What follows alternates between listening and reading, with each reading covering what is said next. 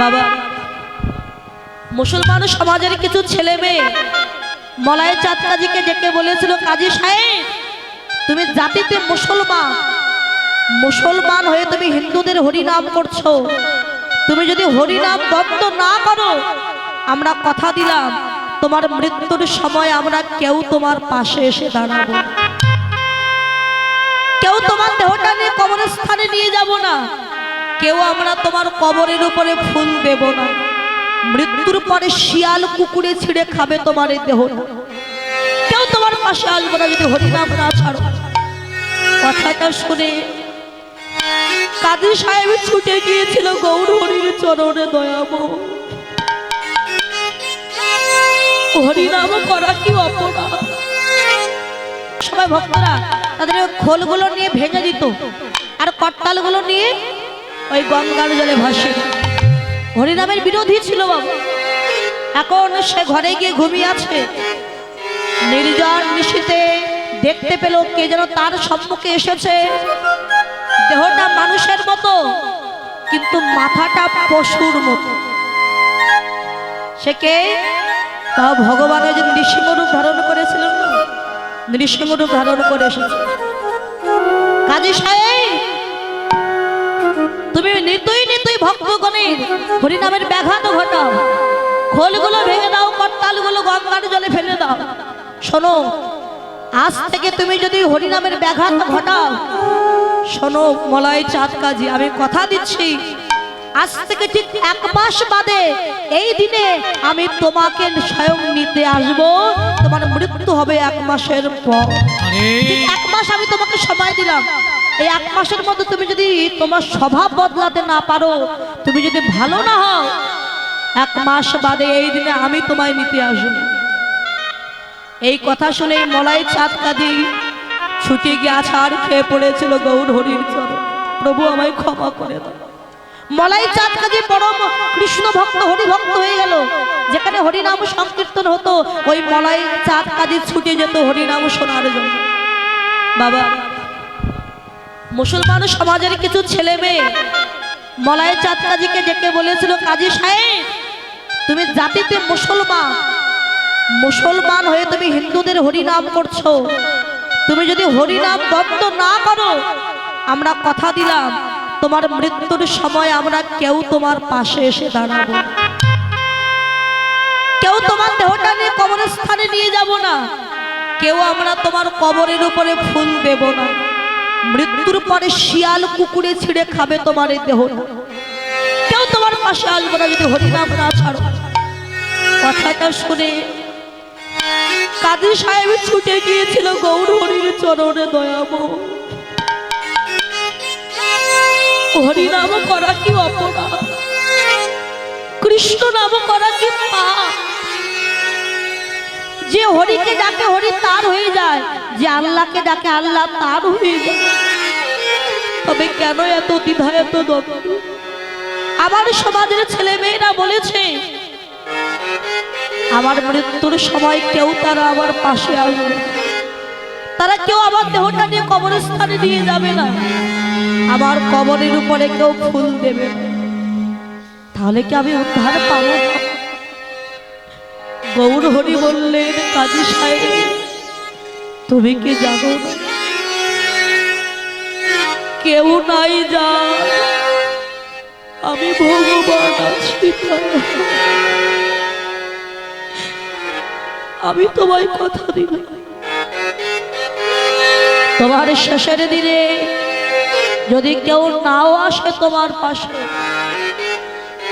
আমি এসে দাঁড়াবো তোমার পাশে। প্রভু গো, যখন তুমি আমার পাশে এসে দাঁড়াবে এই প্রাণ যাওয়ার কালে, সেদিন কি করিব জানো? তোমার চরণ দুটি একবার আমার হৃদয় মাঝে দিয়ে আমি হৃদয় ধরিব তোমার,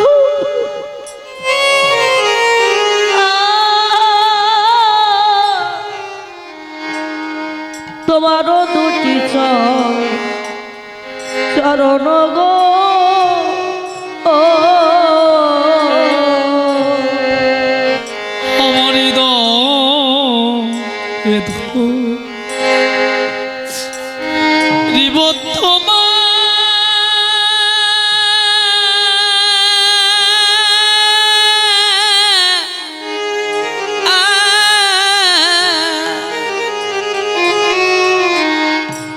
তোমার দুটি আরে চরণ গো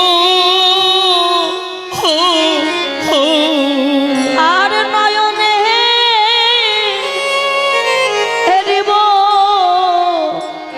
হেরিব সদা তোমার সোচা দোবা বদন গো ও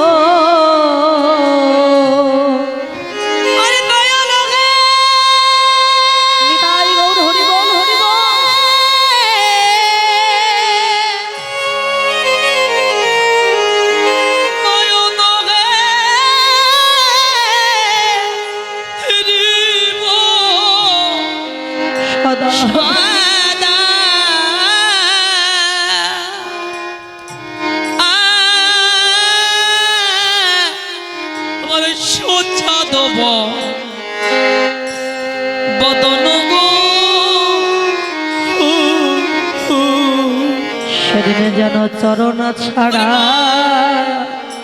করো না সেদিন আমার চরণ ছাড়া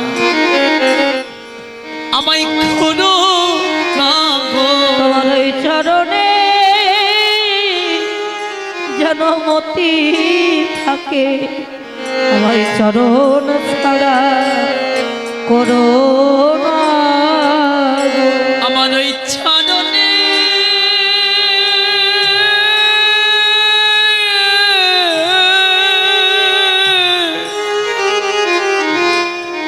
আমার যেন মতি থাকে দয়া যেন চরণ ছাড়া দয়া আমায় করো না গো। সেই মলয় চাঁদ কাজের মৃত্যুর পরে স্বয়ং ভগবান তার দেহটা নিজে নিয়ে গিয়ে সমাধি দিয়েছিলেন ভক্তের ভগবান। তার মনে যে বড় আশা ছিল যে আমার মৃত্যুর পরে আমার কবরস্থানে কেউ ফুল দেবে না। মহাপ্রভু ওই সমাধির পাশে নিজের হাতে একটা ফুল গাছ লাগিয়ে দিয়েছিল, যে ফুলটার নাম হচ্ছে চাপা ফুল। আজও আছে বাবা, ওই সমাধির পাশে চাপা ফুলটা আজও আছে, চাপা গাছ। এত ফুল পড়ে ওই সমাধির উপরে প্রত্যেক দিন, আপনি ঝাড় দিয়েও পরিষ্কার করতে পারবেন না, এত ফুল পড়ে। কিন্তু ভক্তের ভগবান ভক্তের মনোবাসনা পূর্ণ করেছে। তাই ভগবান আজকে কলিজীবীকে উদ্ধার করবার জন্য নাম নিয়ে এসে ডাকছে, আয়না মেতে আয়না মেতে আয়না মেতে আয়না মেতে একবার মধুমাখা হরি নামেতে মেতে আরে নাম বিনা জীবের আর কোনো গতি না। হাতে করো গৃহকর্ম, মুখে বলো হরি, অনায়াসে দিতে পারবে ভব সিন্ধু পারি। যদি তোদের প্রাণ পাখিটা উড়ে যাবে, চার বন্ধু কাঁধে নিয়ে বলবে বলো হরি হরি বল, হরি বল বলতে বলতে নিয়ে যাবে, সেদিন নাম যাবে আর এই প্রাণ পাখিটা যাবে। ভব নদীর পাড়ে গিয়ে যখন দাঁড়াবে, পাড়ের কড়ি বলতে কিছুই থাকবে না। সেদিন পাড়ের কড়ি কি হবে জানো? এই ভক্তের চরণ ধুলি হবে। ভব পাড়ের সেদিন ভক্তের চরণ ধুলি হবে, ভব পারের করি ভক্তের চরণ ধুলি হবে, আমার ভব পারের করি। সেদিন ভক্তের চরণ ধুলি হবে, ভব পারের করি প্রাণ পাখি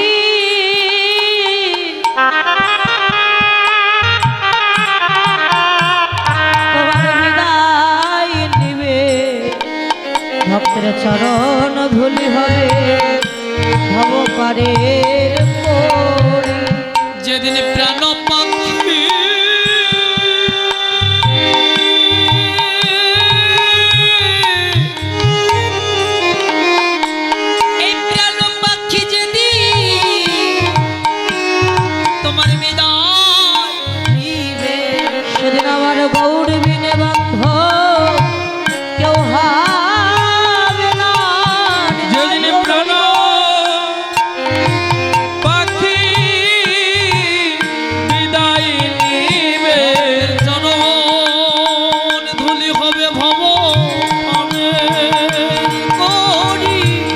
প্রাণ পাখি বিদায় নিবে সেদিন গৌর বিনে বান্ধব কেউ হবে না ছেড়ে যেতে হবে যেদিন প্রাণ পাখি বিদায় নিবে সঙ্গের সাথে কেউ হবে না সেদিন একা একা যেতে হবে সেদিন গৌর বিনে বান্ধব কেউ হবে না। একা একা যেতে হবে হরি গৌর বিনে বান্ধব কেউ হবে না একা একা যেতে হবে ভক্তের চরণ ধুলি হবে আমার ভবপাদের করে তাই রাধা নাম জপে গোরা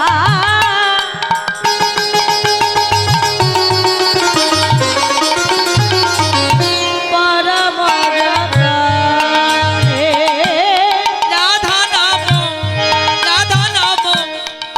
জপে গোরা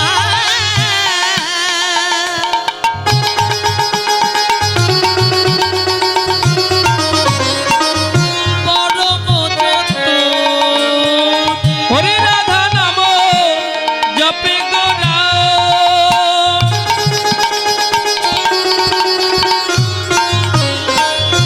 পরম যতনে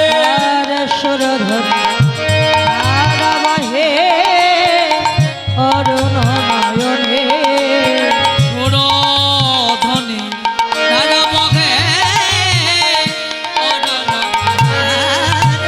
দেখো ধারাই ধরা ভেসে যাই দেখো ধারায় ধরা ভেসে যাই গো ধরা ভেসে যাই গো ওরে ধরাকে সামনে বলে ধারাই ধরা ভেসে যাই ওরে ধারাকে ভাব সবে বলি ধারায় ধরা ভেসে যাই গো বলে ধরাকে সামনে বলে ধারাই ধরা ভেসে যাই ধারা কে ভাব সবে বলে ওরে ধারা বহে অবিরত ধারা কে ভাষাবে বলে ওরে ধারা বয়ে অবিরত ধারা কে ভাষাবে বলে ধারাই ধরা ভেসে যাই গো ওরে সুরদনের ধারা বহি অরুণ নয়নে রাধা নাম জপে গোরা পরম যতনে হাইপারটা বানান তো খোলেন দাদা সুরধুনি ধারা বহে অরুণ নয়নে মহাপ্রভু কাজ নয়ন কমলতে বাড়িবিন্দু পতিত হচ্ছে কমল মানে পদ্ম ফুল